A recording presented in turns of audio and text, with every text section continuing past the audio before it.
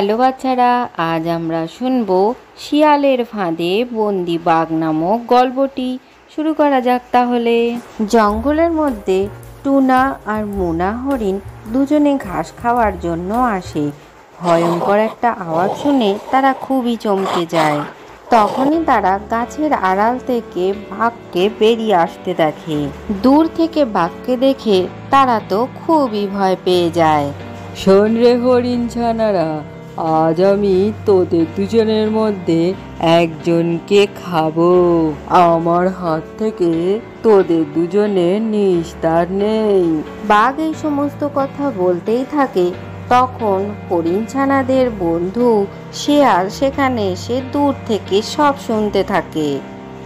বাঘকে দেখে হরিণ ছানাটা ছুট দিয়ে পালিয়ে যায়। তখনই সেখানে শিয়াল বাঘের সামনে চলে আসে। কি ব্যাপার ভাগ্নে শিয়াল, তুই এখানে? তোর জন্যই আমার সামনে থেকে দুটো শিকার পালিয়ে গেল।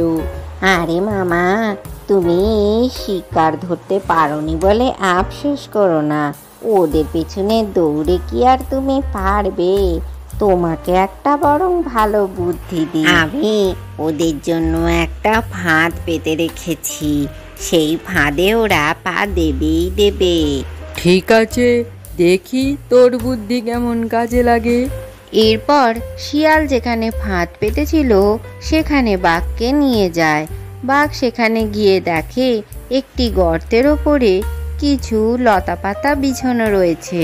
এরপর শিয়াল বাঘকে গাছের আড়ালে লুকিয়ে পড়তে বলে, আর বাঘও শিয়ালের কথা মতো গাছের আড়ালে লুকিয়ে পড়ে। আরে বাঘ আসছে, পালাও পালাও।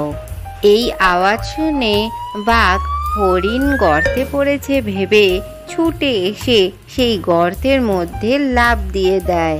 সাথে সাথে বাঘও গর্তের মধ্যে ঢুকে যায়। বাঘ গর্তে পড়েছে দেখে সেখানে দুটি হরিণ এসেও হাজির হয়। আরে ভাগনা, আমাকে এই গর্ত থেকে তোলার ব্যবস্থা কর।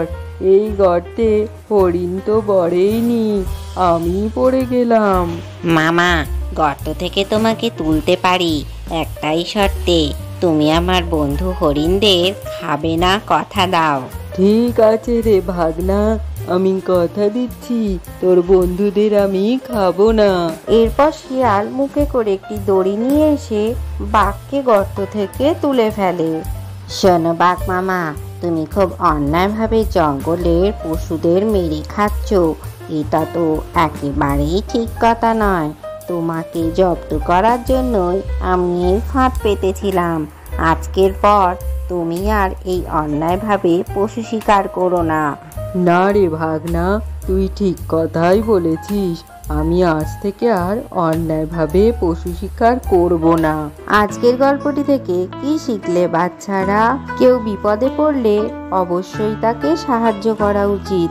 ভিডিওটি ভালো লাগলে চ্যানেলটিকে লাইক ও শেয়ার করে সাবস্ক্রাইব করে দিও।